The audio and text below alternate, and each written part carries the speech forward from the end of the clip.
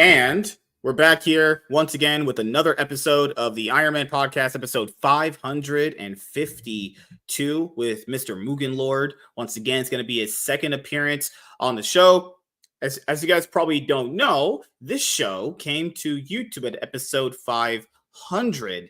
And if you want to go and check out all the other previous 499 episodes that you didn't see that are not on YouTube because they are very explicit, let's just say that. They're on Rumble, and you don't have to follow. You can just go to the Rumble account. You don't have to follow me. Just look at all that extra content there for you to binge hours and hours on end. So a lot of people are going to be like, "What? How are you at episode 500 if the playlist says it's at 52? Just people go past normal things. Read in your life. It's really good to understand it. You don't just do 1 + 1 = 2. Got to do more than that. But I get, most people are casual, so you got to explain it to them constantly. So what's been going on, man? How you been doing? I've been fine, man. I just been really busy. As I said before, I just wrapped up my comic book chapter 1 for my first series in my shared universe, VK. I had contacted Mixam. They're the company that does the printing for my book, and they sent me my my base cover to the comic.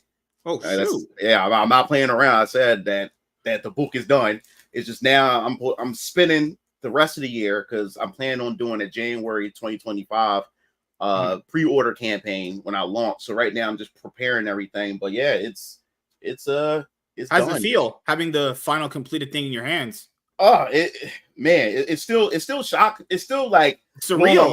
It's surreal.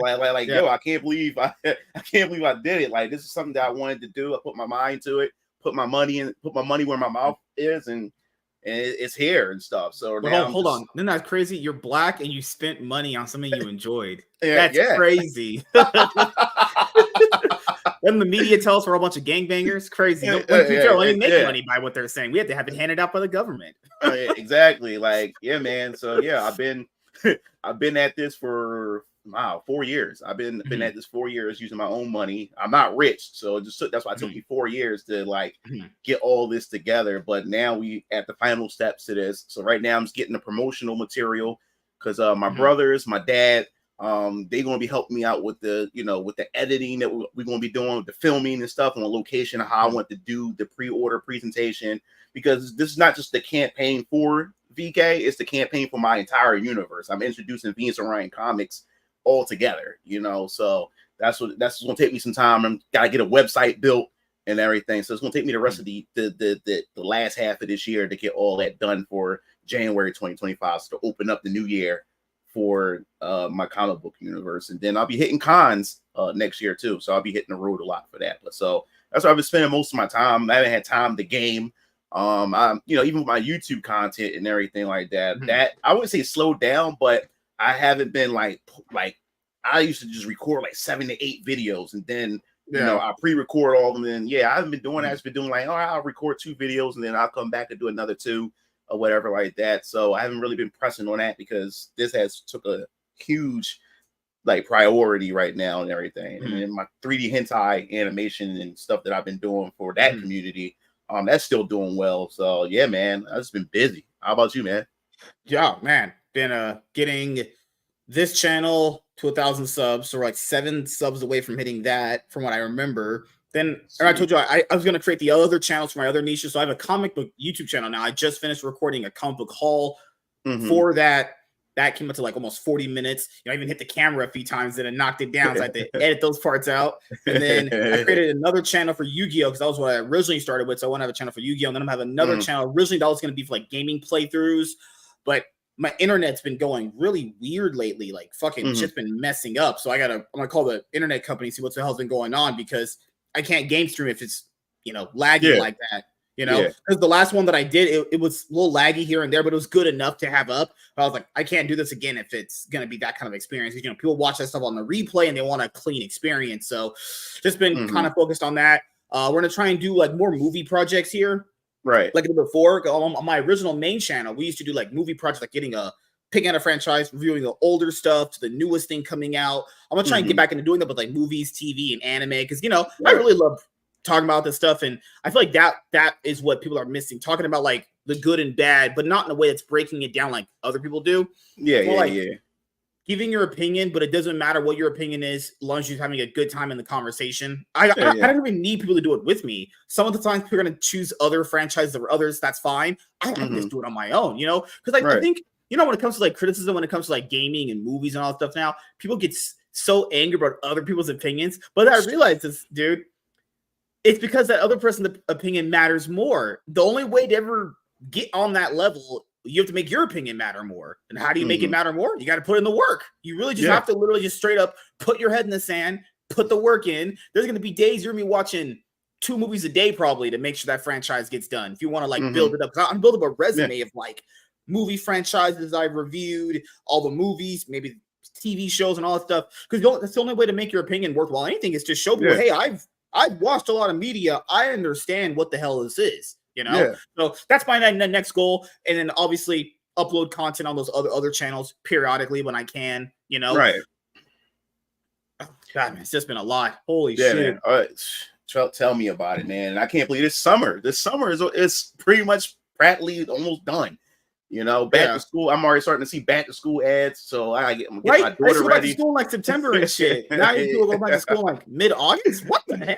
Yeah, man. Like they it's different how I was growing up, because now they're talking about trying to get the kids to go to school all year round, just all year round. So that's crazy. So my daughter is already, you know, banging herself in the head. Oh, I gotta go back to school already. Like, yep, your butt gotta go back to school already. So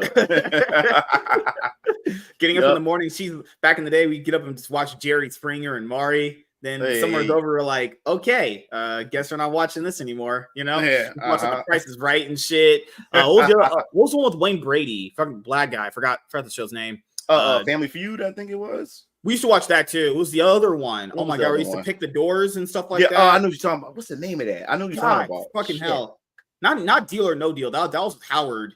Fuck. Because I remember growing up, especially like in elementary school, especially like getting up early in the morning, like around 6 a.m. Either the Sonic the Hedgehog cartoon would come on at 6 a.m. or sometimes it would be Pokemon a little bit later. Yeah. And then it was Superhuman Samurai and Samurai Pizza Cats. I used to watch early in the morning before I used to leave out for school. Yeah, Sonic X used to come on. And I remember they did replayed that show so many times. I remember when the episodes were considered new, like it would just air for like us when they had that like Metarack season that was so garbage. Oh my god, talking about like bullshit. You know, they can tell shows were that popular was that they would just create filler shit for it, and you loved it so much you just watched it, but you're like, wait a minute. Now we're going back to the main stuff. They tricked us so good back then. We were on that Kool-Aid shit. We were like on a highlight back then when it came to content. So, no, man, congratulations on your Compa universe. And, you know, that's I'm pretty sure you got the idea to do a pre-order campaign for like Eric, right? Where you want to make sure you have this was something that I was, this is the funny story about this. I was already working on this universe for like 5 to 4 years ago. This is before even Eric started talking about Rippaverse.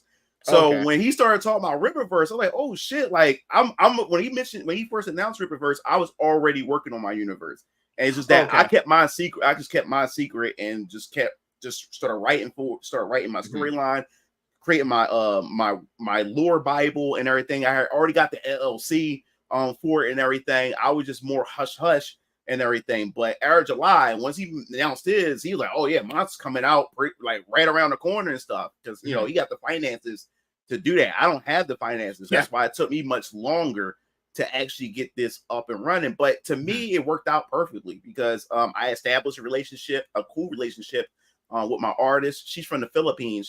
She's Chinese, and me and her we bonded for 4 years now. And even, you know, as I'm looking at the work, I have so much work, so much content that she has drawn for me and everything. I watched the evolution of her artwork from the time she first started drawing for me, because she was already a fantastic artist, but her work evolved even more. And even you see the stuff that I have back there, it's also that she have drawn for me, but her work improved past this now, whatever like that. So it's just amazing seeing that. So that's going to be so much content that I'll have when it comes to like promotional stuff, especially when I do a Patreon. I'm going to do like a $2 Patreon for like the support and stuff like that and everything. And plus, I'll be able to drop some of the cool tidbits and of artwork and early concepts for characters and stuff like that. But yeah, so when I saw Eric July put make his announcement for the Rippaverse, and then he did his pre-order campaign, because I already had the idea. Because like me, when it came to campaigns, I've been watching so many nightmare videos of people, you know, coming out with these campaigns for whether it's gaming or whatever it may be, whatever project it is, that they end up not coming through. You know what I'm saying? And it causes all this drama and everything like that. So I already had in my head what I wanted to do was that I'm going to kick this money out up front. So that's what I did. I paid everything out of my pocket. All you guys are going to do is just pre-order to make sure you be able to get your hands on my book, because I didn't want to go to everybody and say, hey, I want to, you know, ask people for money to give me money so I can get the book made. I said, I don't want to go through all that, because shit happens. Crazy things can happen. Like, you know what I'm saying? And then if, you know, I took everybody's money, then I didn't deliver anything. So instead, I'll put all the risk on me by putting my money up front and pay for the books and pay for all the other things and stuff like that. And all you gotta do is just put money down so you can get your hands on the book. So I'm taking all the risks, you know. But you know, I rather gamble on myself than, you know, like, because that's the thing about all this. Everybody's afraid to take a chance on themselves and what they're capable of doing. You know what I'm saying? And I have that much faith in everything and what I'm doing, and I believe that, hey, why not take a risk? Why not take a chance on myself? You know what I'm saying? So that's what I wanted to do. I said I believe in it that much. My father believes in it that much. My brothers and them believe in it that much. And it's just the way it's coming together, like the skills that everybody have. Like I said, my brother, Keo and Strike, they got their own t-shirt company, and they're also graphic designers and stuff. They the one that designed, my little brother's the one that designed the Venus Orion Comics logo for me and stuff. And they made the shirt and stuff. They made the shirt for me and everything. So we got our own studio and everything, and we got our own press machines. So when we do the pre-order campaigns, when it comes to the merchandise that you want to pre-order alongside the book, we all making it in-house. We got everything in-house. We doing the shirts, we doing the hats, the mugs, everything. And we got our own studio. We had a studio for what, 5-6 years? No, 8 years now. We have a studio to have for connections, especially when those connections are your family, literally your brothers. So it's everything is in-house. So I don't have to pay anybody outside. It's the whole family. We all coming together and doing this. My dad, he's a film person, filmographer, also an editor. I'm an editor and also a filmographer. My brothers are filmographers and stuff. So when we do the campaign video for the recordings and locations and stuff, man, all of us putting our talents together to be able to just do this. And man, like, they're even a promotional that I put together. I can't wait. I finished my half of the presentation where, you know, I can't spoil it, but oh my God, I can't wait this to I'm able to show it when it launches and stuff. But like, man, I said, this is some of the best work I've ever put together and everything. And I fully believe in this. And what really gets me the most is my father. He truly believes in this. And the fun thing about this is too, my dad, you know, when he was a teenager and a young adult, he was also an artist, and he wanted to work for Marvel Comics. So my dad used to draw comic books of his own and stuff. He used to draw a lot of Marvel, characters and stuff, and make his own fan comics and everything. He used to participate in competitions and stuff. But he also made his own original characters and everything. But you know, as you become a man, become an adult and stuff, and my dad ended up getting married and ended up having me and stuff. So he put a lot of his dreams aside, you know. So one day, you know, when I was younger, my dad showed me some of his characters and everything. So when I got around to making Venus Orion comics, I didn't tell my dad. I actually went into his room, found his art book, and then took my phone and snapshot his characters. And then I went to my artist and I said, yo, I want you to make them into characters, because I want to put my dad's characters in my shared universe. And I'm going to surprise him. And that's what I ended up doing. So when I presented it, my dad eyes almost like pretty much watered when he saw his characters. I was like, always,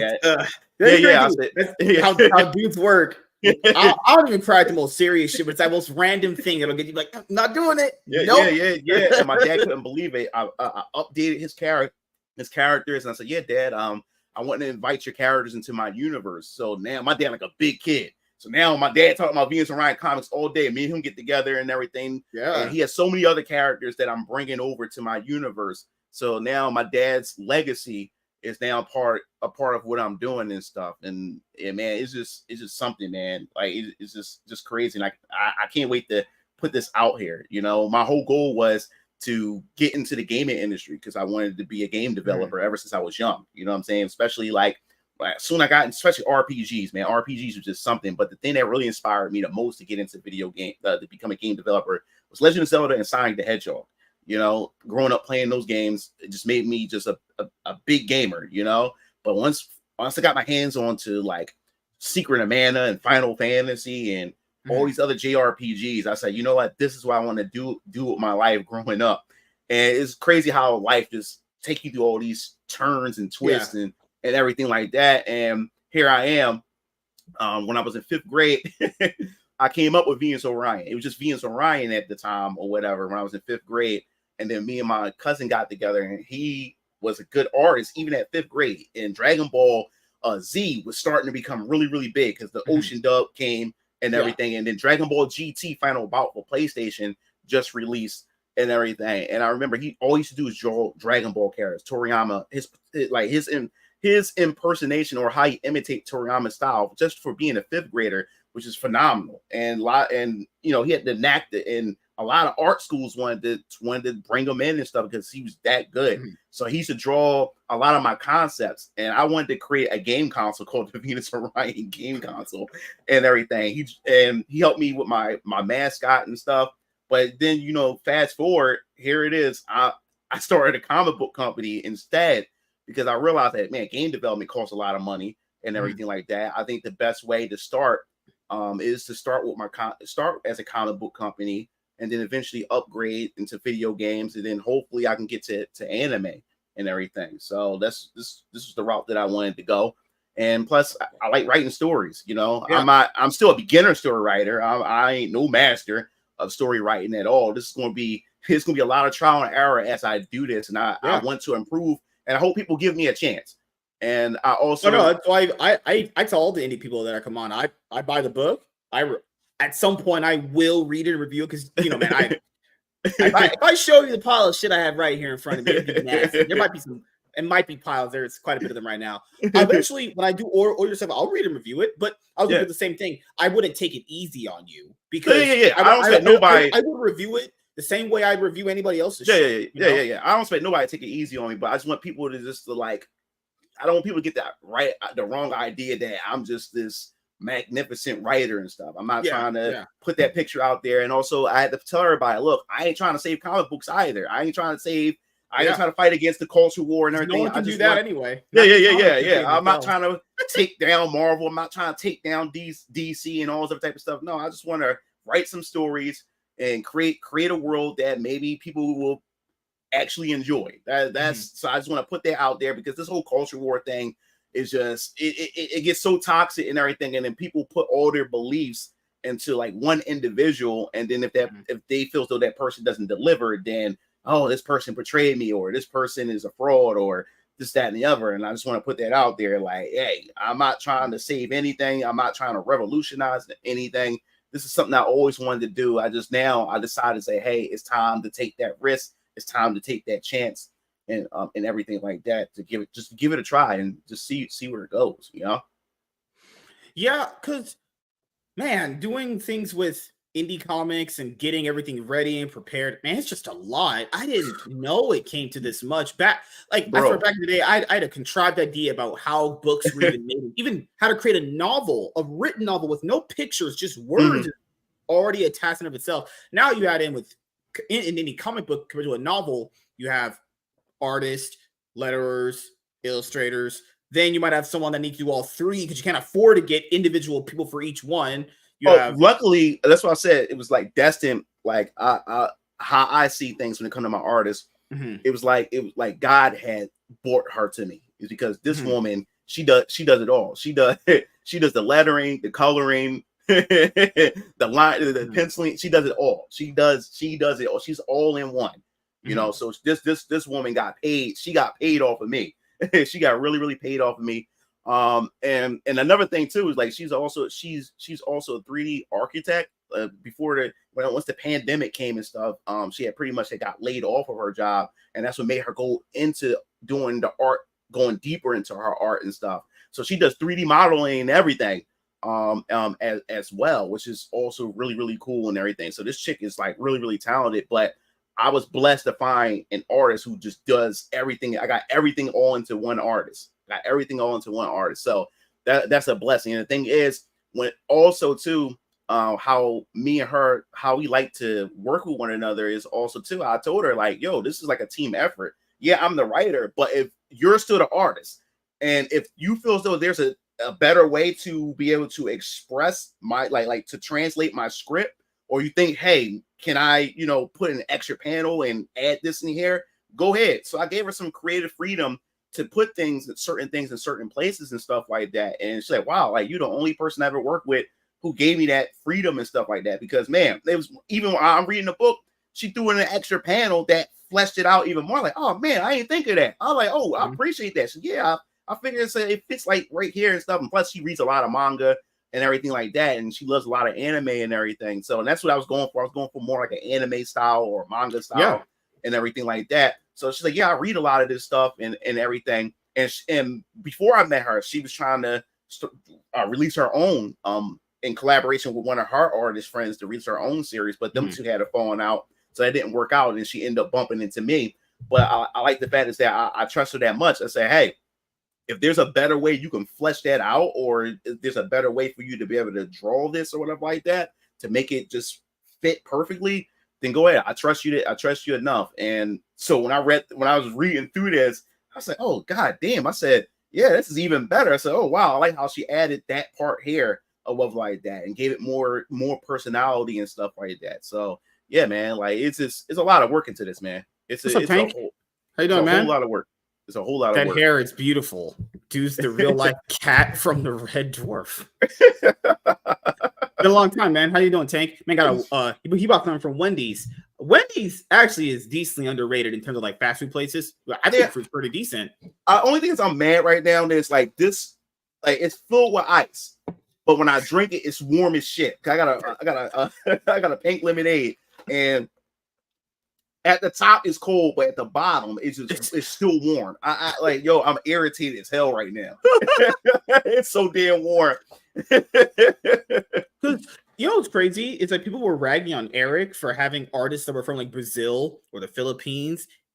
This is how you know, like people in America, especially for certain things, are just so stupid. Why in the world would I pay someone extra just for art here when I could literally just go find someone over there? You're not paying them less because you think less of their work. They literally cost the same, if not less, for what you're trying to do, because you're not, because I'm saying for any comics, you're on a budget constraint. Anyway, my artist was not cheap. But my money, when you transfer it over there, that's a lot of money. Even though I paid a lot more, but that's like I said, she's eating over there. She is eating over there off the money that I gave her and stuff. But no, she got paid really, really well. And I believe in her work and everything, and you basically went out, found someone that that is truly going to benefit from our currency translating to hers. You're getting, from what I just saw, good quality art for like relatively for what she can provide for an indie project, right? Yeah, exactly. I ask you, what is the problem? It's because it's not like nationalistic. People that we're nationalistic. It's like, bro, it's art. You're not even trying to pay her less just because she's from the Philippines. It's like our money just translates better to theirs. It's worth way more, and you're getting quality art. I just don't see the issue. I do it. I don't give a fuck if from America. Who cares? What does that mean? It's not gonna matter at all unless all that matters is books sell. That is literally the only thing that fucking matters. Bro, I spent about, over the course of 4 years, I spent about $30,000. $30,000 just off of her. Just her. I never paid any art. I've been working with her for 4 years. So $30,000, you translate all that over into the Philippines. She's been eating really, really good, and like I said, we appreciate a lot of egg rolls over there that they can buy. Yeah, like, and she even said, how much I was a blessing to her, and she damn sure was a blessing to me. You know what I'm saying? Because before I found an artist before her because I met her off of Fiverr, and our relationship, we just clicked that much to where we had to take our relationship off of Fiverr. or whatever like that, and we should start communicating through Discord. And I think we like a 13-hour difference from one another, or whatever. Yeah. So like, yeah, so communications is kind of like funky. So what I do is I just leave my text to her, and then when she gets up, she replies back, and then like, because right about now, let me see, what time is it? Yeah, so right about now it should be by 8 o'clock here. It'll be like morning time.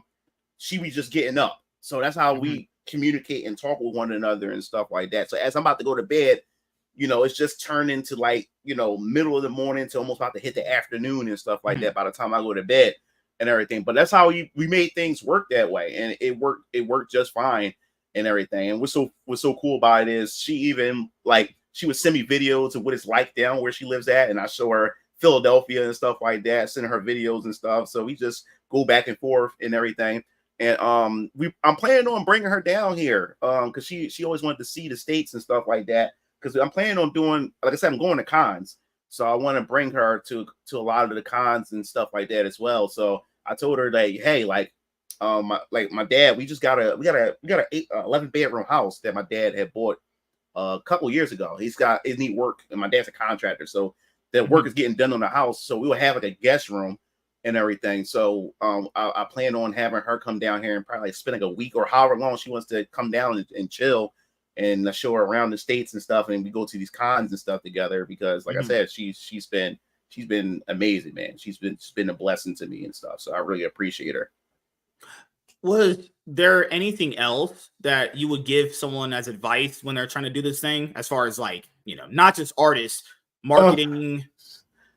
The advice I would say is like, man, just shoot for the stars, man. Just give it a try.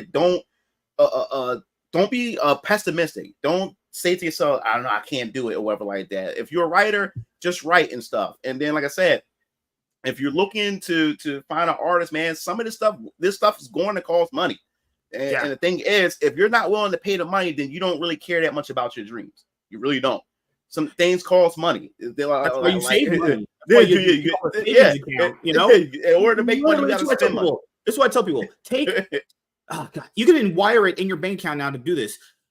I don't know how much money you guys get paid. I don't know. Don't need to know. This is an idea that my original bank accountant gave me back when I first started my own bank account when I got my job. Have it wire out of your bank account when you get paid about $20 to $40. 20 bucks every 2 weeks. See how much that's going to add up? Yeah, people don't understand it. Yeah, exactly. Just save money. If a person says it's going to cost you money, save your. I get tax returns. You know how stupid that is. Save that. Save your tax returns. That's how I saved a lot of my money. Like I don't spend. I never spent my tax return. Every time I got that, because I was surviving without my tax return. So same here. Yeah. So when my tax return comes, just hold on to it and pretend that it doesn't exist. Just put it away. And I have a child. Since I have a child and my child lives with me and stuff, I get a shit ton of money back, for claiming my daughter. So I put all that money. I put all that money away. And before you know it, you got $10,000, $20,000, $30,000 just sitting in your account for collecting your return, your tax returns for the next 3, maybe 4 years or whatever like that. And now you got a bank account full of money. Like right now, I got like 6 different bank accounts because I got all these different monies coming in from different things that I built over time and stuff like that. You know what I'm saying? It takes time. That's why I took even if you can't financially save money, well, what you could do, everyone can do this now. You can literally make a YouTube channel, start building something, do something. Don't just sit and do nothing. That's the worst thing to do is just do nothing. Do something. People say now, well, you got to build a YouTube audience. Well, start a YouTube channel then. He's going to register for an account, make the links and everything. It's super easy to do that stuff for yourself. Make content, build up something, because a lot of people are going like, well, how do I do this? And people say, this is how you kind of do it. And they don't do anything. And it's like, well, if you don't do anything, nothing's going to happen. That's how that works. Bro, like my other source, now I'm getting paid from Twitter now. Because a lot of people try to clown you for getting the blue check mark, but I don't understand I don't get it. They don't bother me because one, like I treat my ex like a YouTube. I treat my ex like a YouTube channel or whatever. Because with the blue check mark, I'm able to put long form content on videos. I can put longer videos up now or whatever. And then 2, I can I can put all my ideas and thoughts in one tweet and post it me, hitting the word limit, and then I got to make another tweet. And once I fill that word limit, then they got all these damn different tweets just to express an entire idea. So now I'm able to fit everything in one tweet, and I'm able to put longer form content and everything on there. And plus, you get higher preference in the algorithm on when people search you or whatever like that as well. So I benefited from it, and plus, then now you're able to monetize. And the thing is, I forgot when I paid for it, because I think the blue check mark, I think it's like $11, $12 a month. I can't remember, but anyway, so as the month started going by, I got a notification. I keep getting this notification in my email from Twitter. I click on it, Twitter say, "Yo, we trying to pay you money. You got money sitting here that we trying to give you, but you got to apply for your monetization account thing and stuff." So I was like, once I did that, so now I get an extra check. So I get a check from Twitter. Then I get now, especially with the whole culture war thing and how my channel blew up. Now I get a check from YouTube, but most of my success was outside of YouTube anyway. So this is just extra income that I can just put away, and stuff like that. And of course, my hentai just does a whole lot, make a whole, stuff like that. That I put money away from that. But man. Yep, that's how the wife and I have clawed out of over 60K of debt. Fucking hell, man. That's congrats, dude. That's fucking no joke. You don't spend money you don't have. Yeah, never do that. Exactly. So that's it. Do that. It may seem small. It may seem small, man. If you can take $5 out of your check and put it away, my grandparents told me that, especially my grandmother and grandfather said, "Look, I know it's $5. Just take $5 out." I know everyone has Cash App. Cash App does this. You can literally have them take a look. I think the minimum is $10. Have them take like $10 out of your check. Yeah, a week. You can literally do it monthly or bi-weekly or weekly, just something, Because think about it, like if that stuff builds up, like especially if you're a person who smokes, you imagine all the cigarettes that you spend during the month. That stuff adds up. If you're a person that eats a lot of fast food, you spending $5 for a cheesesteak platter or $8 for a chicken wing platter and stuff, and you spending that, once a week or what like that. I'm just being nice saying once a week. Some people spend order every day out of the week and stuff. But if you're able to go to Starbucks and get yourself a coffee every fucking week and stuff, that shit adds up. And when you look at that, you spent over a couple $100 just on Starbucks, coffee and stuff like that, or just on chicken wing platters and fast food for that whole month. So if you can do that, then you should better take $5 out or $10 out of your check, every paycheck, and just let that shit sit. Just let it sit. Make another account and just have that money just sit there. And before you know it, you sitting on hundreds or maybe thousands of dollars by the time you look up in the next couple of years and stuff. And like I said, when it comes to your tax return, don't spend your tax return, because before you had your tax return, you was already paying bills and everything without it. So don't spend it when you get it. Pretend it doesn't exist. Like right now, like my daughter's in private school. So I'm already paying, I pay a tuition every month for my daughter for her to be in private school. But now she's like 15, going on 16, and she's like, "Dad, I don't want to do the private school thing no more. I want to go to a public school and stuff." So I'm gonna make sure to send her to the best public school or whatever like that, because these public schools in Philadelphia is a fucking zoo. But anyway, you saw the big march your city had, and it wasn't for capitalism. Let's just say that. Yeah. So we already started looking into some of the, like, there's a lot of good public schools that's out there and stuff that I'm gonna get my daughter in. So guess what? That's now I don't have to spend that money, every month. But guess what? Instead of me, even though that would put more money in my pocket, why would I, how would I say it? Not take that money that I used to pay her tuition. Now, instead of taking that money that is paid for tuition that I was paying her, now I want to use that money to just throw away. So I'm gonna still pretend that I'm paying that tuition when I'm not. But that's just money that I can just throw away. And then before you know it, now I got a couple more thousands just sitting there, just stacking up or whatever like that. So yeah, man, that's what it's all about, man. You have to be disciplined when it comes to saving, and that's how my dad had taught me. Like the house that I'm living in, this is my parents' house or whatever like that. My dad owns this house. He paid this with his cash and stuff. He had no mortgage, no nothing. And then my dad bought 3 other houses or whatever like that. And he's teaching me and my brothers about real estate and stuff like that. So the good thing about it is I'm able to stay here, stack my money up, and then my dad's going to show me, like, hey, this is what we're going to do. We're going to take this money, you're going to invest in this and stuff. It's all about building generational wealth and always having is home ownership is important.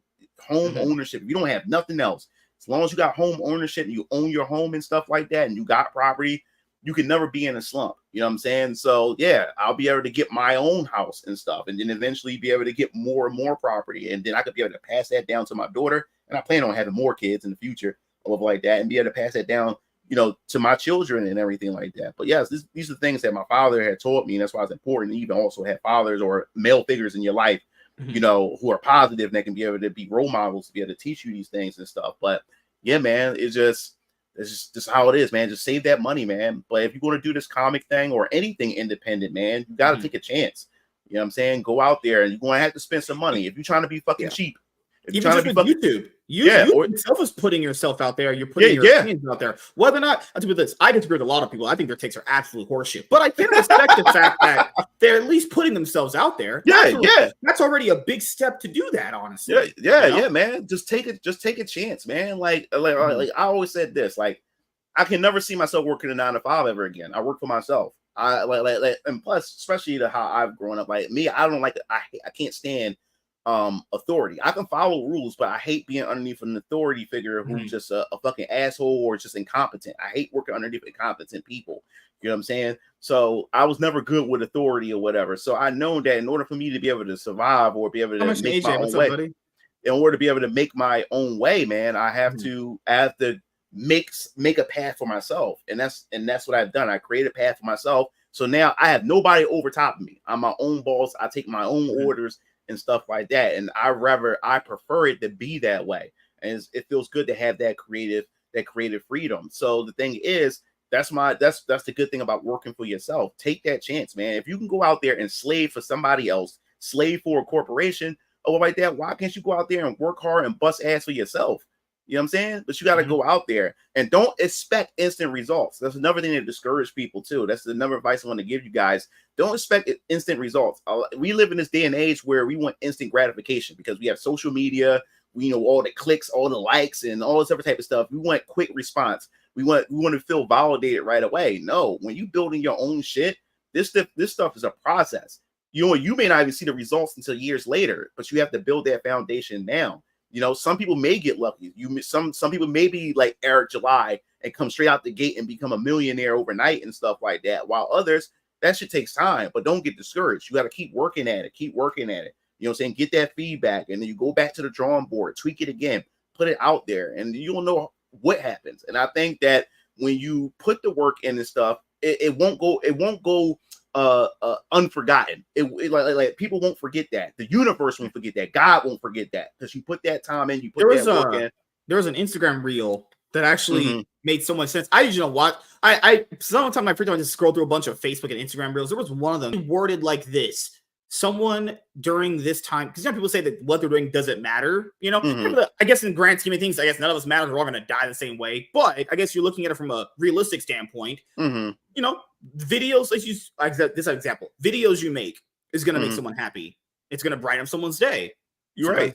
A video you make is going to make someone sad or mad. Just know this. Just because you don't see it on the surface level does not mean what you're doing is not impactful. You just, to get to the point where you want to think your stuff matters takes time. Like, I don't know how to, like, that's the problem that comes with a lot of people when they're criticizing all these other people's opinions on like Twitter, as you see every day, man.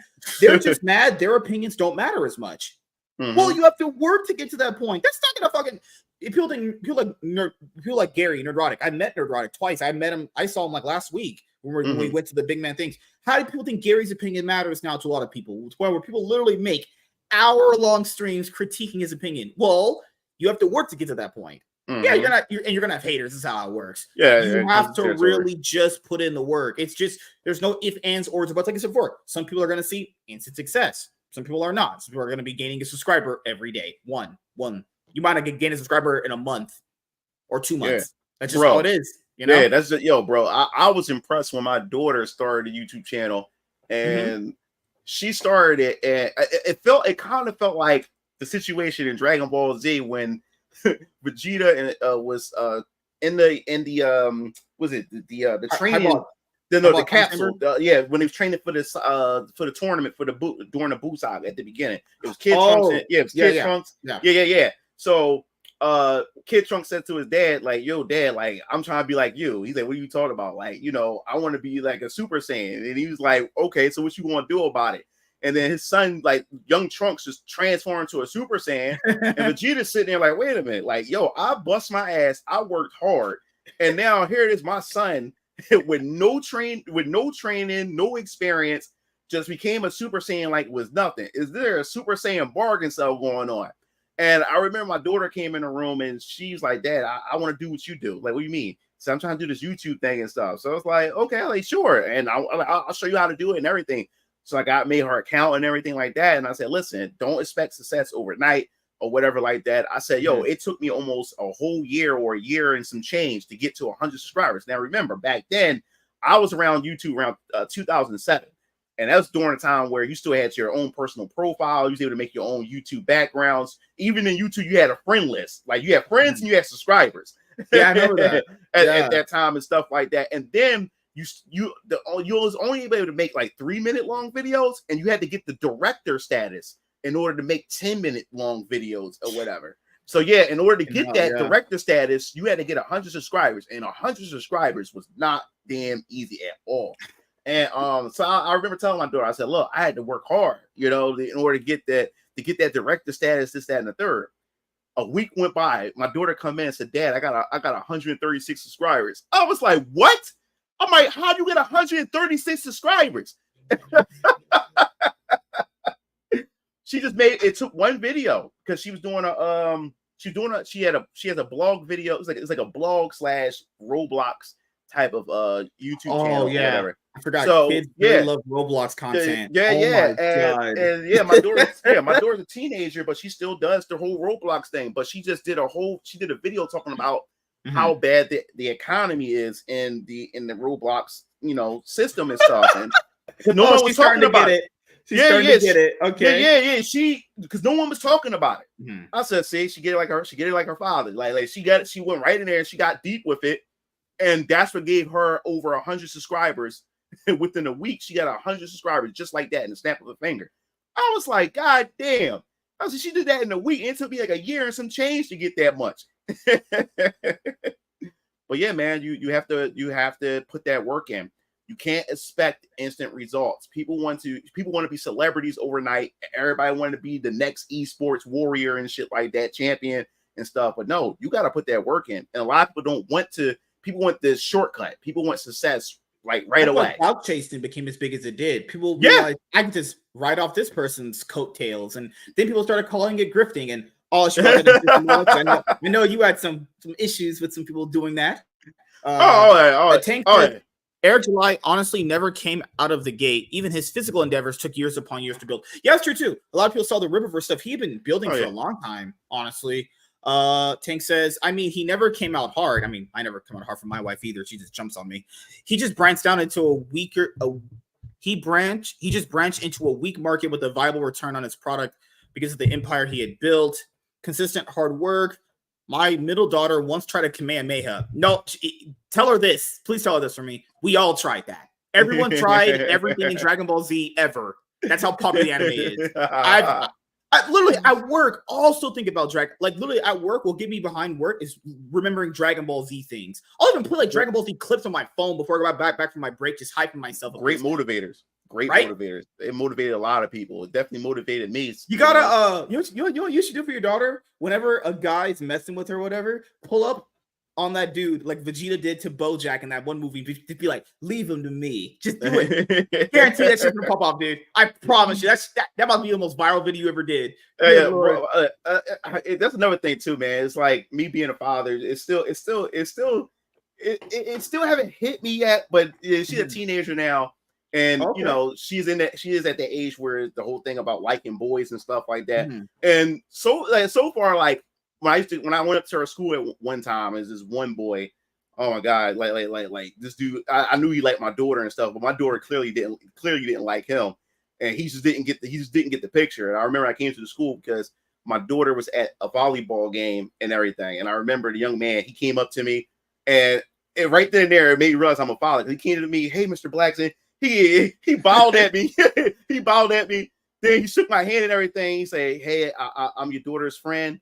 and everything. You know, she's incredible. This dude is just going through this whole list about my daughter and stuff like that. And I'm looking at and my daughter just like face palming this. Man, very respectable young I'm man. not trying to be mean to the dude, man, but goddamn, our parents raising some pussy ass fucking Dude.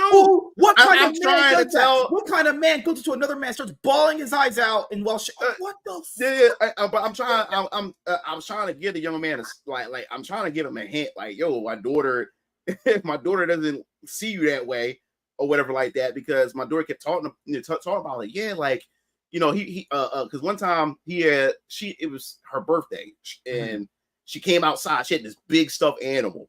I'm like, where the hell you get that from? She came outside with this big stuffed animal, sat in the car, and she's like, yeah, he bought this for me. I kept giving it back to him. He said, no, you can have it, whatever like that. Then the next day she came out with all these tasty cakes. Yeah, tasty cake, lollipops, and all this other type of stuff. And she's like, I try to give it back to him. Then her friend said, yeah, and you know, your daughter tried to give it back to him and stuff. He said, no, you can have it, this, that, and the third. And I'm trying to like signal to this young man, yo, dude, like, my daughter doesn't like you, dude. Don't be simping like this. Like, me having a daughter, I'm seeing it from another perspective. Like, this, like, simping is like really, really crazy. Like, at this young age, this dude was just simping over my daughter. Bought her some ice cream. Then it was he bought her and her friends ice cream. I was like, oh my God. I was like, I can't fault him. I used to be that way. I was like, dude, that's not gonna get you in the door, the date for a date or anything, bro. Like, yeah, young man, like, where's your male role models at? Like, this is not how you do it. God, man. You can tell, man. Single mother household. That's all I can say. Yeah, man. Good Lord. God, man. Jesus, Tank man. says she was shattered when it didn't work. Of course she's 6 and her Kamehamehas didn't work. Tell her this, they'll never work. That's just how you break it down to them. If we could honestly go Super Saiyan, that'd be the coolest thing ever. But no, I think closer to Dragon Ball Z that I always thought would be pretty cool. So you had a hyperbolic time turner. Imagine just like working out is hard. Like going to the gym is hard. Imagine just getting a year's worth of working out in a day. It'd be insane.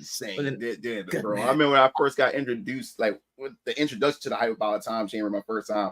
I'm like, a year and one day. I was thinking about all kinds of ideas, like shit I could do in one day, do a whole year in one day. I think all kinds of shit. That shit is broken. Abomination AJ said, that's how I felt when they recently dropped the monetization requirements. I was conflicted because I didn't have to work as hard as those before. Well, it's not about that. It's more like look at it this way, dude. It's hard enough to get there as it is. And it's not like they really lowered it that much harder. Remember, you still have to work for the ads. Remember, when you're at 500 subscribers now, you have the watch hours. It's 1,000 less watch hours. It's 3,000 watch hours. All you really get is just you can have access to super chats and I think memberships actually. But remember, the reason why you want to get to 1,000 subscribers is you get ads, which means you have a, as you guys would know, a consistent paycheck coming in if you get to that far. You're still gonna it's just giving you basically some leeway to be like, okay, I got this, now I can work to get this. But then again, YouTube itself is once you get monetized, don't expect to get paid a lot. You ain't gonna be getting paid a lot until you actually start reaching those numbers. I mean, you gotta get thousands. You gotta get thousands of views in order to even see like $1.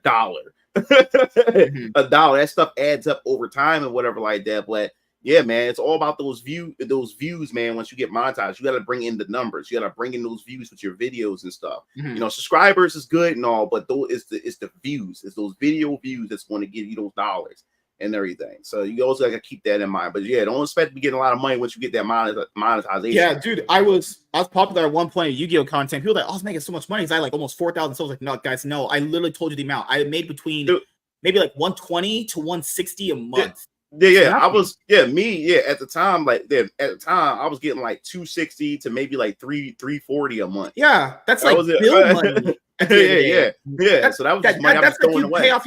So you pay off your internet bill or your cell phone bill. It's really and to be fair, that I'll say this, it does help you save in other places if you can get to that point. But when people saying it's life-changing money, no, you would have to be in like 40,000 subscribers of that range. And like I said, and your videos, and at least your videos should be all your videos should be getting no less than 10,000 views per video. Yeah. If you want to see good, like if you want to start seeing that shit add up, your video should not be getting any less than 10,000 views per video. You know what I'm saying? Like if you want to start seeing some money. But yeah, man, like don't expect me. So, oh yeah, monetize. Yeah, it's time to. Nah, you still gotta work. You still gotta fucking work. Yeah.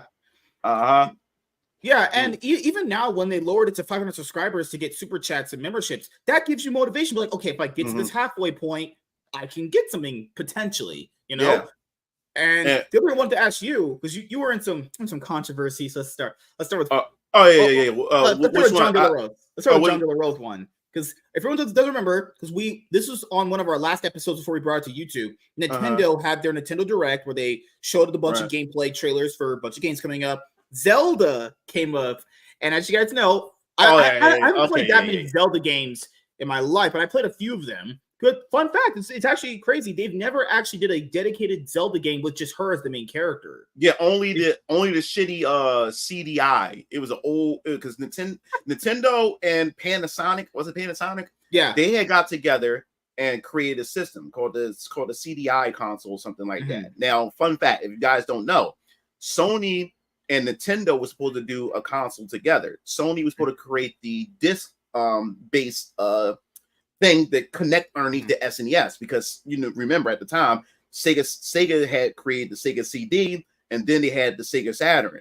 So Nintendo wanted to still be able to compete because everybody's going to these optical discs and everything. So Sony went to Nintendo came together and they said, all right, we want you to make a disc based accessory to add to the SNES. So what happened was Nintendo had pretty much did a snake move to Sony. They went behind Sony's back and didn't even tell them. So you know how you have those technology conventions where you have they show off the latest tech that's coming out. It wasn't E3, but it was showing out the latest technology at these and this is like in the early 90s or whatever. And what happened was Sony just so happened to be there. When they went there, Panasonic was there to announce their CD-based console. And at the time, Sony didn't want to get into the video game. The CEO of Sony at the time said, no, we're good at making Walkmans and CD players and all that type of stuff. Like this gaming stuff is for, for children. It's toys and stuff like that. But the guy who created the Sony PlayStation, he said, no, this is a good market that we can be able to do. So the CEO wasn't really keen on the whole console thing. But when they went there, when the guy who created the PlayStation, when he was at that convention, Panasonic made the announcement that we're coming out with the system, the CDI, and said we're partnering with Nintendo, and they revealed the console, and that pissed Sony off because they never contacted Sony about the whole disc thing, that they was going with somebody else. So you know how Japan with the whole thing with loyalty and honor, he went back and told the CEO of Sony and said, yo, this is what Nintendo did to us. And that's when he gave him the green light. Okay, do the PlayStation. That angered them. And so that component that was supposed to be at the connect to the Super Nintendo, they ended up taking it and making that into the PlayStation. And that's how Nintendo ended up giving the keys to Sony after that. When Sony came out with vengeance, when it came to that. But yes, one of the games that was on the CDI was a Zelda game, and that game was complete ass. So a lot of people don't even count that as a solo or as a solo Zelda game because of how bad that game was. And plus, it wasn't officially a Nintendo game because it was made by another company. Nintendo, of course, Nintendo had to write off on it, but it wasn't Nintendo themselves that made the game. So now you got this right here, the Zelda, the Zelda spinoff that's coming out and everything. And oh man, I always wanted a Zelda game spinoff. I always because the game's called Legend of Zelda. When I was young, I used to thought Link was Zelda because you play as Link. But I thought he was Zelda because like normally the main character name is on the box. First discovered Zelda through Super Smash Brothers Melee. I was like, wait, I thought and then she turned into Sheik. I was like, I was so confused because I had only ever played the one for the NES. I only played that game. Yeah, that was my first. That's old. That's my first. That was my first gaming experience. My first game that I ever played was Legend of Zelda, and I was 4 years old. And the thing is, the reason NES Zelda game while you was in your mother's womb, and when you turn on the NES, when the theme song comes on, it always played. And my mom and dad said what really surprised them and shocked them a lot was the day that my mother came from the hospital and brought me home. my dad turned on the NES, and when the Legend of Zelda theme came on, my dad said, "Yo, your eyes got wide, and your eyes was looking for that sound because you recognized it. You heard it in the womb, and now you're outside the womb, and you recognized it and stuff."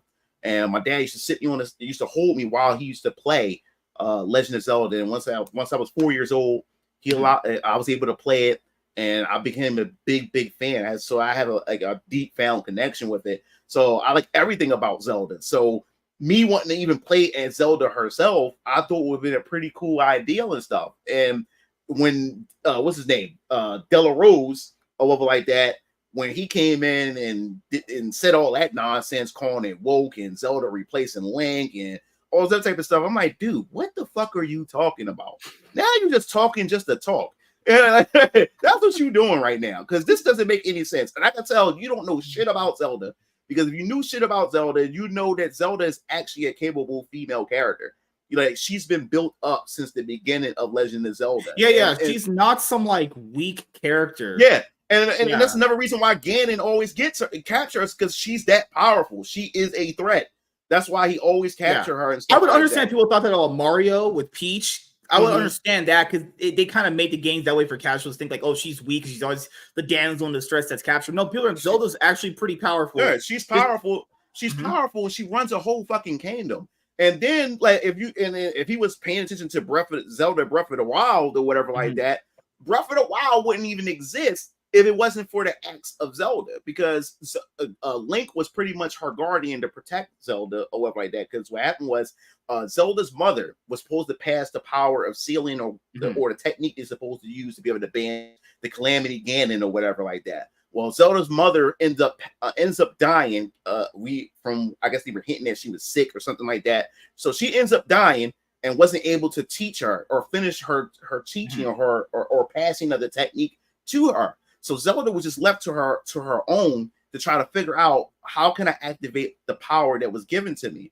So what she did was, since she couldn't figure it out, she decided to take her talents to science and understand and to pretty much utilize the ancient technology that was found, during the ancient times and stuff. But the King of Hyrule, who her dad was saying like, yo, like, leave that shit alone and figure out how you can use that fucking ability and shit like that. And she's saying to herself, Dad, I can't figure it out because Mom is gone or whatever. And then she admitted to Link that, yo, Link, I envy you. I actually jealous of you because you came from a generation of knights. So you already know what your destiny is.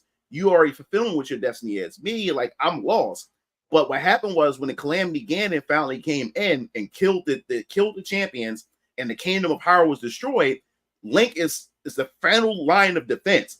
And Link is about to die. And that's when Zelda jumps in front of Link.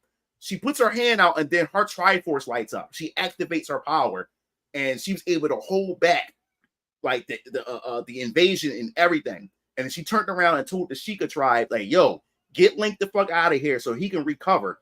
And I'm going to hold Ganon off. And she held Calamity Ganon for 100 years while Link recovered. He went to a deep sleep for 100 years. So she fought Ganon for 100 fucking years. She hold that nigga off for 100 fucking years. If that's not strength, then I don't know what is. I don't know what is. And this dude, Della Rose, come in talking about all this nonsense about, wokeness and, the female character taking over, the male character role and all this other type of stuff. I said, this dude clearly doesn't know what he's talking about. I said, don't this guy only talk about comics? Why the fuck is he talking about gaming and shit like that? Like, especially Legend of Zelda. You don't know what he's talking about. Yeah, because the difference with gaming versus comics is, like, gaming, each specific genre, not just franchise of gaming, there's so much lore and so much stuff where if you haven't even played like a single specific game in something like Zelda for a while, you're not going to know. It's just, there's so much stuff that changes with each game, especially with big franchises like Zelda, actually. Yeah. And I think so when I was talking to Della Rose, I made the video. And the video wasn't just about Della Rose. The video that I made was talking about the toxicity of the culture war in general. Yeah. Or whatever. Della Rose was just the opener to get me into the actual meat of the video. So Della Rose comes onto my video, and I appreciate that he did or whatever. And he said, well, for starters, I want to thank you for, at least, mentioning me and stuff like that. I just want to put it out there that, for starters, I'm not a YouTuber. I'm an indie comic person and stuff like that. and this, that, and third. So like, if you're not a YouTuber, your whole YouTube content is about culture war and stuff. How are you not a YouTuber? He said it's just, you know, people are just weird, man. They're not YouTubers, yet they make 1,000 YouTube videos. That doesn't make sense. And then he was he said my YouTube channel is just to push my comics and stuff. So he's already letting you know that like he really don't care about what he's saying. This is all just for him to sell his books. So people should should open up their blinkers to that. So there's some grifting going on here. So yeah, man. So he said all that or whatever. And then after that, this dude goes on my Twitter page and start talking on Twitter page saying, yo, like, no, he makes a tweet saying, yo, like why are you trying to, like, why are you going out your way to try to cancel me and stuff? Like, I saw that. Yeah. Yeah, I'm like, bro, like, no one's trying to cancel you. Like, I'm just calling out that what you said was fucking stupid. What you said was stupid. You had no business saying the shit that you're saying. What I love about it is even your own audience calls you out. Because you read in the comment section, it's like, look, man, I agree with you a lot of things, but this one ain't it. There's a lot of people saying that shit. Like, this one is not it, man. Like, I don't know what the fuck you talking about. Mm-hmm. So, like, bro, I'm not trying to cancel you for nothing. Or I'm just calling you out on the stupid shit that you just said. And I said the thing is, dude, you have a platform with a lot of people, and us as content creators at the same time.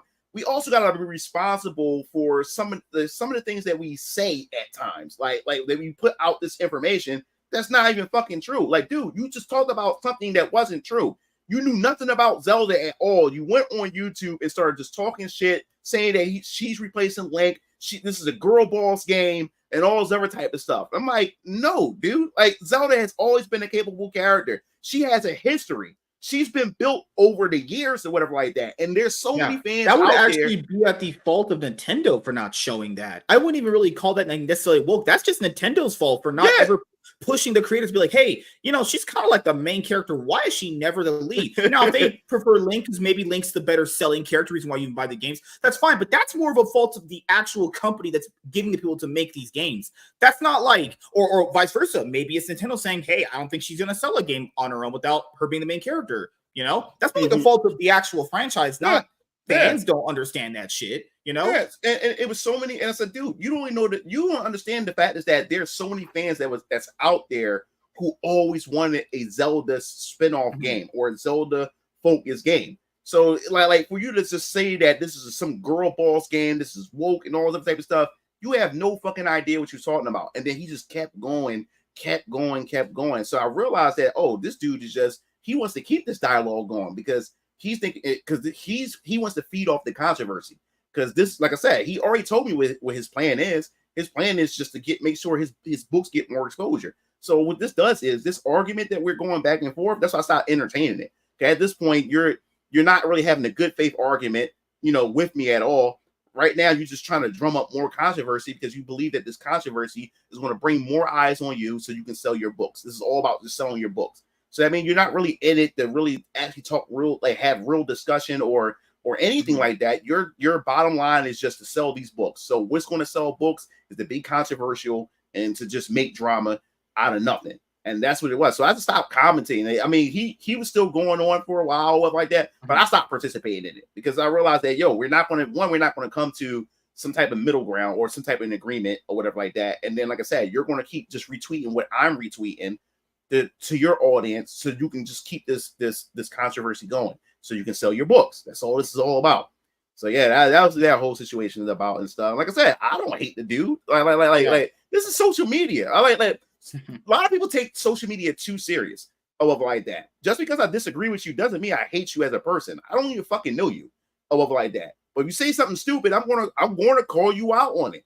People do the same thing. People disagree with what I say. People's gonna come call me out or say what they gotta say. But just something that I brought up on a few episodes of this show, people take social media way too seriously. And I'm not talking about the actual incel weirdos literally in tiny confined spaces in their house. I'm not talking about that. I'm talking about people that we know that are like, I can't do this anymore on Twitter. People are talking about movies in the way I go, oh my God, shut the fuck up, you Karen. It's not that serious. It's not that serious, God. If some of you people sound like actual fucking pussies, oh my God, they're talking about movies in a way that just hurt. Fuck off. Yeah, Who cares? Yeah, man. This whole culture war thing, and like I said in my video, like it's just toxic as fuck, is because no one has like, it's either you're in or you're out. You know what I'm saying? When it comes to this whole thing, there's no one is in the middle or have a mindset to say, hey, I can see both sides and what's going on and or whatever like that. You know what I'm saying? And there's so much reactionary, like everybody's just reactionary. The moment something looks woke, people attack it or whatever like that, and don't get the nuance of the entire situation, which I try to teach on my YouTube channel, and I also try to teach on my platform on Twitter, because there's quite a few examples that I've also given to where we had this one incident with Tekken 8 where somebody screenshot a cutscene within Tekken 8, and Tekken 8 didn't release yet. It was only like a couple days from release, but it was a screenshot where Lily was talking about cultural appropriation, and then people was like, "Oh God, here we go," because somebody shared the screenshot. Oh my God, here we go. Now Tekken is going woke, and this is that and the third. And I say, oh, wait a minute, guys. I said, this is just a screenshot. We don't even know the fucking context of this. I said, why don't we just wait until the actual game come out, or until somebody who got the game early post where this screenshot come from, so we can understand what's going on. So we couldn't find out they were actually making fun of cultural appropriation or whatever like that. And everybody was like, oh man, Mugen Lord, you was right. I said, yeah, stop jumping the gun. Stop getting so upset and getting so furious. Life is too short to be upset and mad about something. You know what I'm saying? Yeah. And that's what I said. The woke side the anti-woke side is just as bad as the woke side when it comes to a lot of this stuff. And they're falling into the same traps. They fall into the same pitfalls. And there's a lot of people on the anti-woke side too, who pretty much, a lot of people can't think for themselves. Now you got these thought leaders that's within this on the anti-woke side who do all the thinking for everybody. It's like now everybody's building their own church, their own following, their own cult and stuff like that. And now people was waiting for their opinion in order for them to formulate their own opinion, or formulate an opinion. Like if you go watch a new movie, instead of someone just going on whatever social media platform they're on and just saying how they initially feel, they'll kind of wait until other people say it so they feel comfortable in saying that. But I said this too. People have been doing that for a very, very long time. Like for instance, like the Stellar Blade situation that happened, where Stellar Blade started doing the whole censorship. The whole censorship thing came up and stuff. And I remember I had people hit me up in my DM, like, Mugen Lord, like, what should I do? Like, I really want to play this game, but at the same time, I don't like the whole censorship thing and everything and all this other type of stuff. I said, bro, why the fuck are you asking me? I said, if you want to play that fucking game, go play the fucking game. Like, why are you coming for me for the advice of what you should do? If you want to spend your money on a game that you feel as though that it's worth spending it on because you like everything about Stellar Blade, then go spend that fucking money and go play that fucking game. Who gives a fuck what everybody else think? People's waiting for my opinion to see if I give them the okay to go play a game that they really want to play. Your opinion is mattering more, which is that it's good, but it's also a thing of like, no, you want to have your own individual thoughts. If you yourself, like, I'll put the pill. You know how bad Riot Games is with, let's just say, woke stuff. I'm not going to sacrifice playing League because they're a horrible company. I play League because I thoroughly enjoy it. Like, you shouldn't sacrifice your enjoyment just in case a company might be bad. By that logic, you can't eat at any fast food restaurant ever. By that, bro, thank you. This is what I was trying to preach. I say, yo, if that's what I'm saying, like, some people are too hardcore about it, because I say at this point, then you might not play no fucking video games. Don't play anything. Actually, don't buy clothes from Walmart. Don't do that. Those are making child labor laws. So yeah, I said there's some battles you have to pick and choose your battles and stuff like that. Some things people make make a big issue out of when there shouldn't really be a big issue. But like I said, and then it goes to the next part. They make a big issue about everything. And it's like remember the whole Target boycott? I was like, guys, come on. Let's say hypothetically, if I live in a place where Target's the only supermarket I can shop at, I am not gonna not shop there and get food over some internet boycott. That's not happening. It's just not how it would work. It's a problem where people don't understand. You shouldn't just be these companies are not good. We know this at this point. Most of them, for the most part, are not good. But you can't just like sacrifice your own happiness because you know that. It's like, oh my God, you found out someone might not like you. Well, here's another fun fact. People might not like you, that you consider your friends might not like you. You can stop making friends and stop talking to people. No, you just have to kind of, like I said before, pick and choose your own battles. You just have to understand don't just sacrifice things you enjoy because a company might not like you or they might not be bad. By that logic, then you literally cannot buy anything off Amazon because they have people in other countries that do things for very cheap in terms of like children that are very underage. You see? Yeah.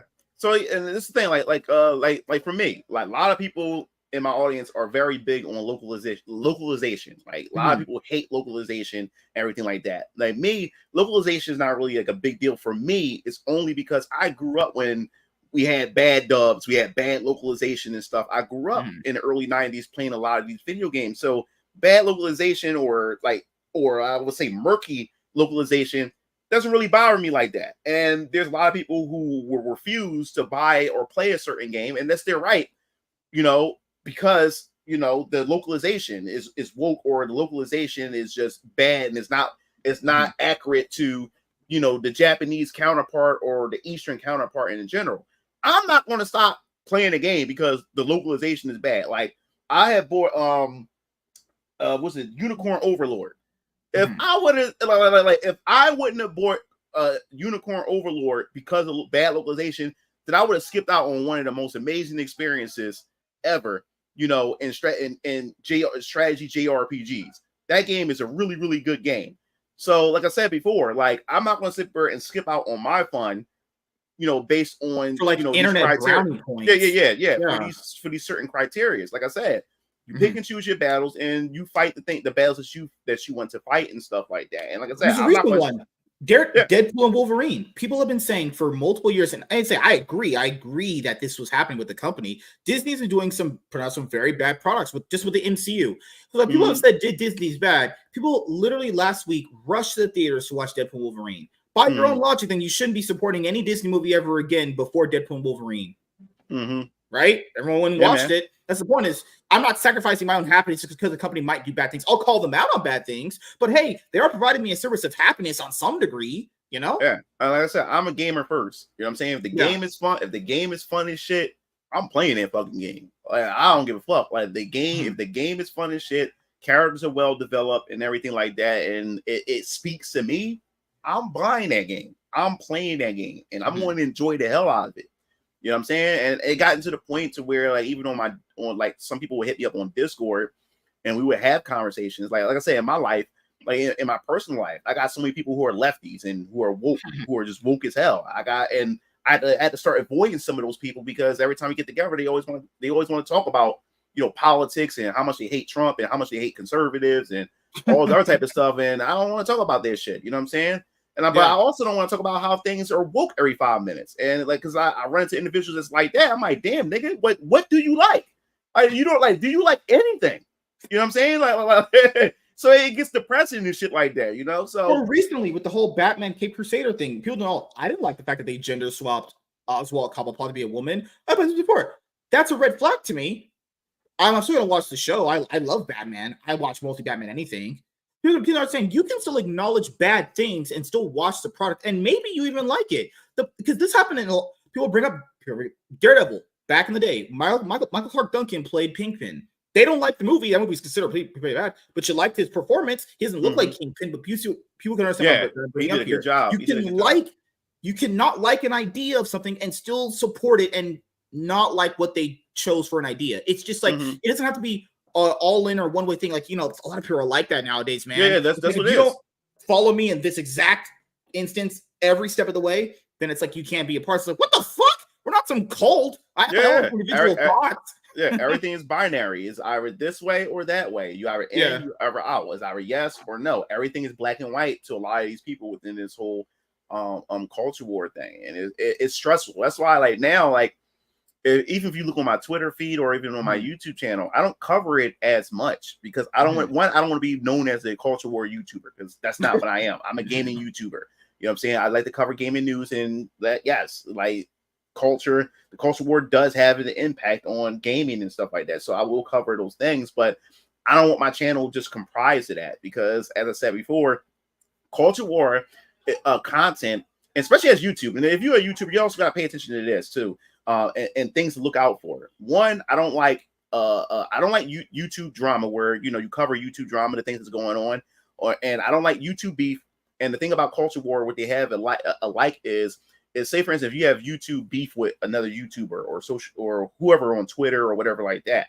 See, the thing is, you get this false sense of growth because if you're beefing with a YouTuber or you participate in some type of YouTube drama, people start subscribing to you, especially if you're the person who's like people see as the good guy or the good person, or you making some good points and stuff.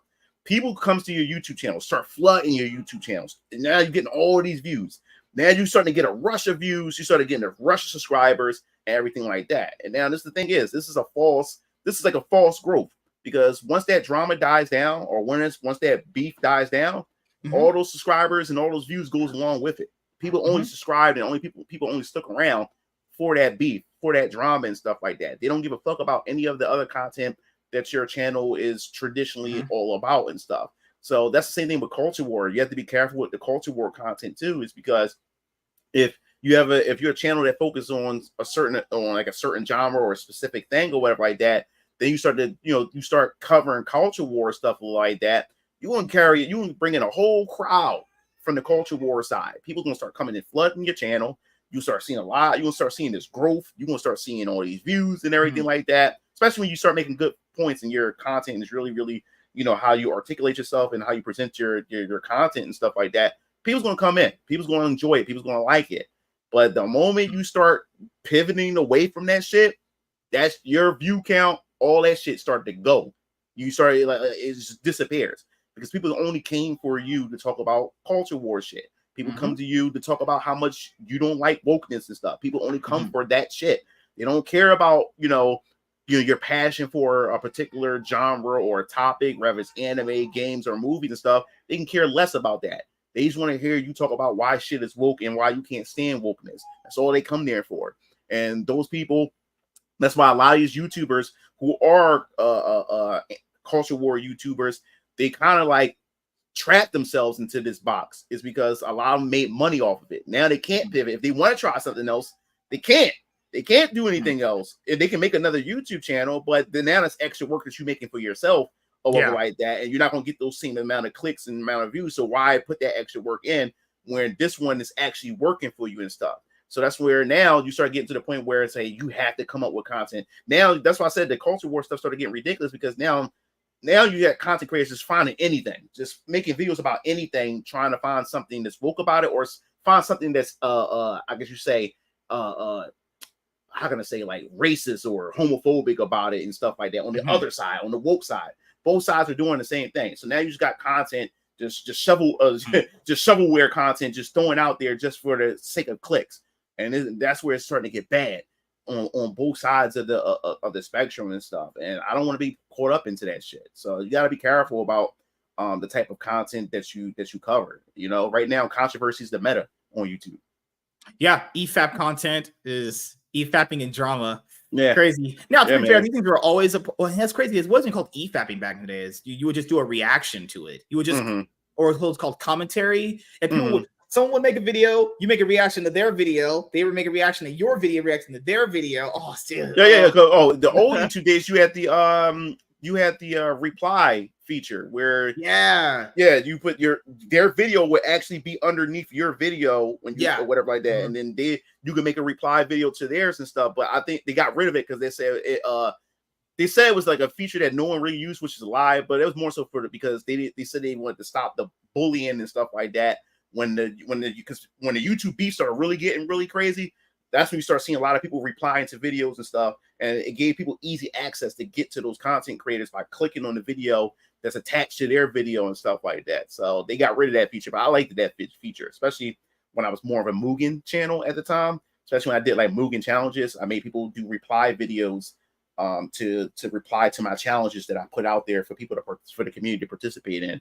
Once they got rid of that, it kind of like destroyed that feature that I had, that string of content that I had for the channel and everything. But yeah, those were the days of YouTube, man. I miss the old days of YouTube. Yeah, that's why I told people we can cover all that stuff here. Like what I would consider covering drama would be like stuff where like an actor says something stupid, or like Destiny. I made a recent video about that. There was another one that I did. I didn't get a chance to release, guys, to clip things out and stuff like that.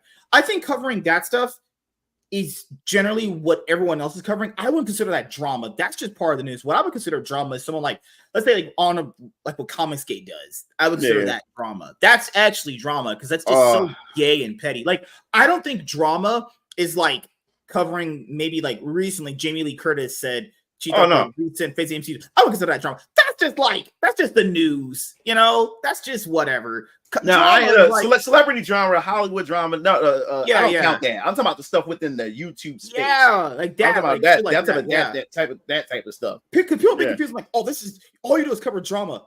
I was like, guys, us covering what an actor says is not drama. They don't know us like that. And I shouldn't want to know them like that. There's no beef there. There is like I call that person stupid or idiot, and then they probably see the video and they don't comment because they know if they comment, that proves that they're watching. They can't show that. I thought all these guys are watching.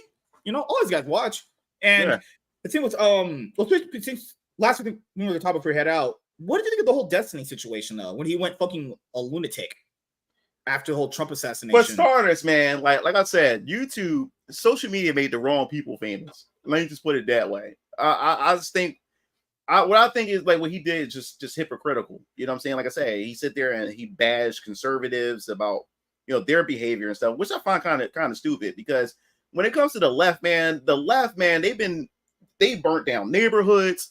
You know what I'm saying? During the George Floyd riots, the Black Lives Matter, Antifa, they did all these destructive things. And then when you and every time they talk about manga and conservatives and stuff like that, not one of us have ever burnt down and destroyed neighborhoods or did any of those vicious things that the left keep accusing people like us of and stuff like that. But you can find plenty of videos of the left just doing crazy, ridiculous nonsense and stuff. And what he said and what Disney said about the firefighter, and conservatives who went to the Trump rally during the attempted assassination, which is ridiculous.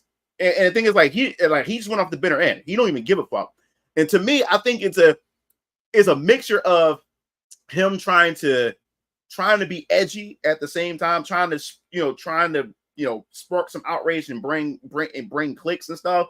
But at the same time, it's him also. He got something like a couple screws loose up there as well. He's going off the the dude just lost it. And plus, like I said, why do people take him serious anyway? Like this dude, I don't understand. This dude was able to debate Jordan Peterson, Ben Shapiro. This dude been on Piers Morgan. This dude been on all these platforms. I'm like, how? How's everybody it brings back to your point. You got to put in the work for your opinion to matter. And and that's what's with Destiny. That's what it got to. I'm like, who is this guy? How did this guy was able to get up here to talk to a lot of these upper echelon of figures in this space and stuff like that? Because the content that he put out, the work that he put in, his opinion matters. You know what I'm saying? And he's able to go out there and be able to put his opinion out there on all these different platforms and stuff like that. But yeah, man, he's an idiot.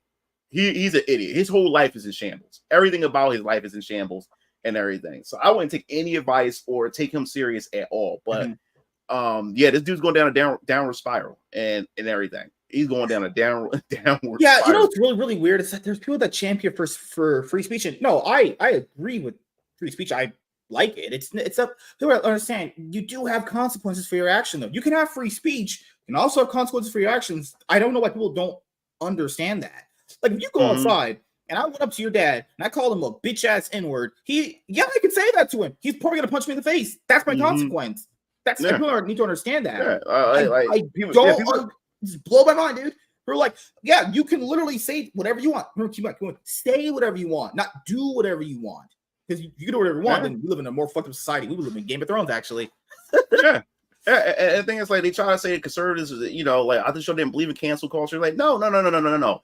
All you guys play by a different set of rules. And that's what I kept telling a lot of people. I said the left had done a lot of crazy shit and said a lot of crazy things and done a lot of crazy things and got away with it. And then when the right had done something or said something like that, they got canceled for it. They lost their livelihood, they lost their jobs and everything, and all of them celebrated for it. But here it is. We had a president Donald Trump, This dude almost got his head blasted off. His melon and his wig almost got peeled the fuck back. And here it is. When you look at was it Jack Black and his partner from Tenacious D, he pretty much said that, you know, his birthday wish was that, you know, I wish the shooter didn't miss and shit like that. That stuff like that. Yo, we almost had a civil war. If Trump would have got hit, there would have been a civil war. It would have got nasty. It would have got fucking nasty. You know what I'm saying? Because as I said before, people always try to use January 6th, you know, as that weapon and stuff like that. But when you name me a situation where the right had went ballistic and went crazy and started burning down shit and actually hurting people, actually going out there hurting people. We went through during the whole lockdowns, during the pandemic and everything, the left have went nuts. And I live in Philadelphia, and in my city, after the whole George Floyd situation, lockdowns and everything, it was looting. There was no police around. There was a lot of chaos and destruction in Philadelphia that went down in Philadelphia, and it wasn't conservatives. It was all left-leaning people that did all that destruction and stuff like that. But for some strange reason, this narrative going on that the right or these conservatives or MAGA is the ones that are terrorists that are going around destroying people and hurting people and causing all this chaos and stuff like that. Like, it boggles my mind that people believe that shit. You know, it's crazy. Yeah, man. We're in a world where, you know, some dude Trump, if he hadn't just turned his head a little bit, going through his brain. People were like championing, saying, I knew people were going to say that. I knew people were going to go, damn, that guy missed. I knew people were going to say that because in their mind, they really want that shit to happen. I was like, well, hold on. You can disagree with someone. You cannot like him. No one think you have to just fucking get on your knees for him and fucking suck him off. But wanting someone to die over their political opinions I thought that was like the barrier. Like, okay, people don't. That's what I try to tell people before, man. No one understands this. Why should I care about someone that says something like that and something bad happens to them? Because people say, but it's about morals and principles. First of all that shit is gay, especially on the internet. I don't know you. When not you, we don't know each other like that. We don't know each other's actual principles. And first of all, in real life, people will tell you this, man. I don't care if something bad happens to someone that does something bad. Why should I? That person wouldn't care if you die. Remember, they want Destiny. He chose the game. They want you dead because you think differently. Why do I care whatever happens to those people? They want not like they want you fired from your job and you could easily get another one or anything like that. They want you not breathing anymore. They want you not around your kids, your dad, your mom, your grandmas, all because you think differently. I couldn't give two fucks what happens to those people. I literally couldn't care. If someone says, "Oh, Destiny's dead," that's cool. That's awesome. Not like I give a fuck. I don't know that motherfucker. And second of all, he doesn't care if I die either. Cool, awesome. One less piece of shit on this world to deal with. That's how I look at it. Keep in mind, people understand you're not playing on the same playing field. They want you dead for thinking differently. Yeah. Why should we care what happens to them? I'm being completely honest here. Why should you? But you got to be the bigger person. That's so gay. They want you dead. Okay, being a bigger person means nothing. That's like some child shit. Oh, I'll just be the bigger person and not talk about these people. Turn the cheek. Literally just makes you a bitch. In my opinion, that makes you a bitch. I get it. There's different approaches to it. You can not talk about it, ignore drama. That's fine. That's your way. That's cool. But for me, myself, you know, you grew up probably like this too. I'm not a person that just gives up. I like to fight back. I'm not a giving up person though. I just hate that. If someone's like, hey, I want to step away, that's cool. But that's you. That's not me. Just because you want to step away doesn't mean I gotta do that shit. Fuck that. I'm not someone just let someone just talk shit about me and do all that stuff. So when people were having those arguments on Twitter about morality and all that gay shit from that one lady, Eliza Blue, fucking hell, that RNC Republican thing, I was like, people need to understand this. They literally don't care if you live or die. And we're sitting here arguing about morality with people that want you dead. No, come on. Like, who cares about internet brownie points? Fuck them. Whatever happens to them. People's like, oh, no, lady got fired because who cares? Who gives a fuck? Personally, she literally championed someone to die for political opinions. Die. And we care if she lost her job? They fuck around and found out. They fuck around and found out. But hey, my morals. My turning the other cheek. You turning the other cheek is exactly why you got in this position. That's exactly why. People going, oh, it's just this one time. No more turning the other cheek. They can fuck off. That's how I think about them at this point. Turning the other cheek. Oh yeah, that's what people did for their fucking wife's boyfriends too. They never turned the cheek. It's just one guy. It's just one guy. No. Oh man, I like, especially the whole Destiny thing. Him just being a fucking cuck, dude. Like, it's just biting him in the fucking ass. I just keep seeing videos, just keep repeating it. So what if my wife is fucking another dude? As long as she comes home to me, she comes home to me every night. I give a fuck if she if she fucks another man or not. I'm like, what? I was like, oh my god, oh my god, dude. But yeah, man, this whole social media stuff is just it's just crazy, man. The more crazy things get, the more and more I just keep my head down and just focus on my comic book, working on my universe and everything like that. Like, look, while this world going crazy, I'm just doing my thing over here, man. Like, it's just ridiculous, man. And it's gonna get crazier as we get closer to the elections, man. People didn't see shit yet. It's gonna get nutty. It's gonna get nutty as we get closer to election.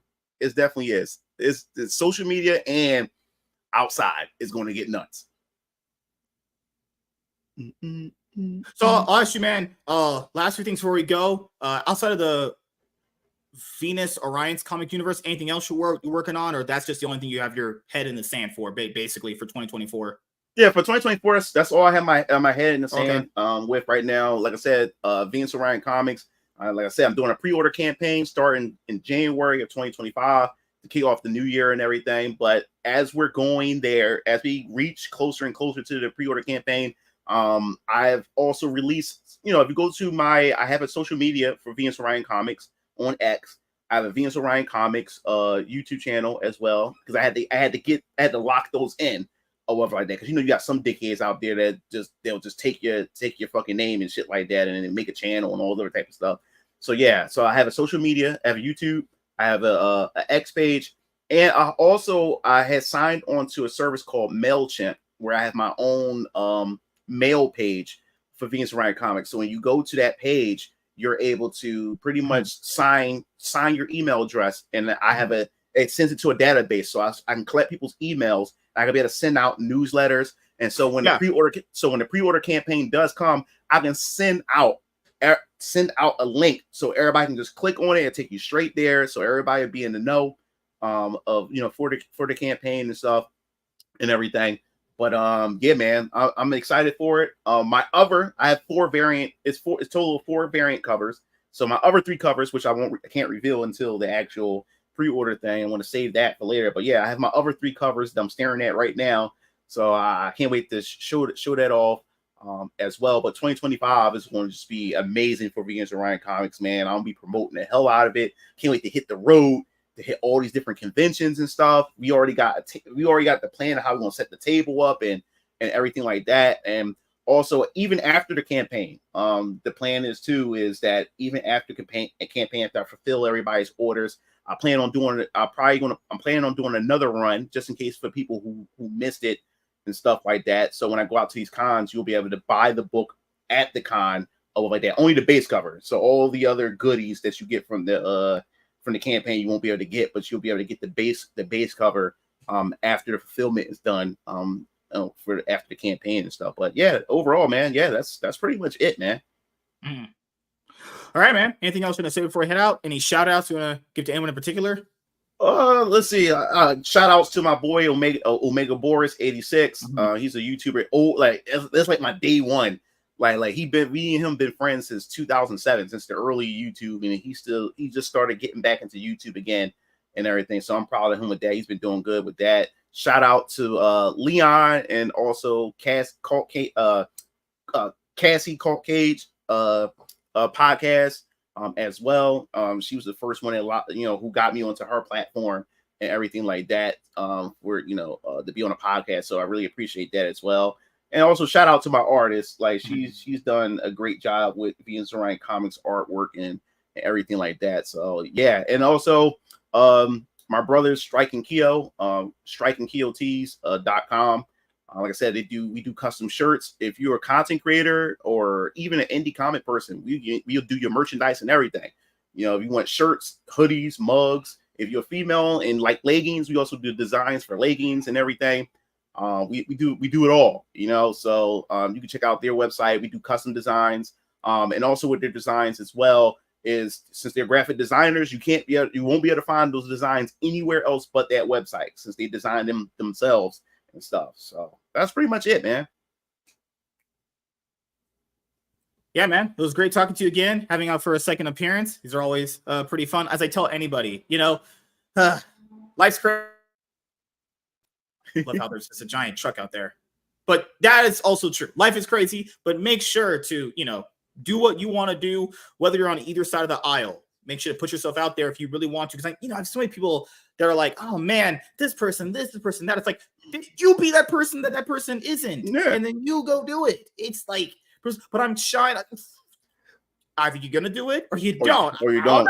Or you're just fucking guy 99 on YouTube commenting under that guy's videos. No, you could be the guy that has those comments under your videos. Yeah. My advice too is if you are going to start a YouTube channel, you gotta think about how you're going to do this. Either you're going to go in faceless or you're going to come out the gate, you know, with a face reveal and everything. Now, if you're going to go faceless, my advice is stay faceless. If you're going to be faceless, if you're going to use an anime avatar, keep that, because a lot of times like people I've known who decide to start faceless and then start and reveal themselves, it can either work for you or work against you. So if you're going to be faceless, stay faceless. Or if you think that, you know, coming out of like that's going to benefit you more, then, you know, give it a chance. But you don't know how many times I've seen people who start off faceless and then go out faceless and then, you know, it doesn't work out for them because people got in their head, because your voice, people got in their head how they imagine how you know, what they think you look like and everything. And then when you reveal yourself, you don't look like the type of person that they pictured in their head. And that can also hurt your content as well. So if you're going to do this, figure out how you want to present your content. That's my advice. Yes, sir. And thank you guys for checking out this episode of the Iron Man podcast. We'll see you guys later.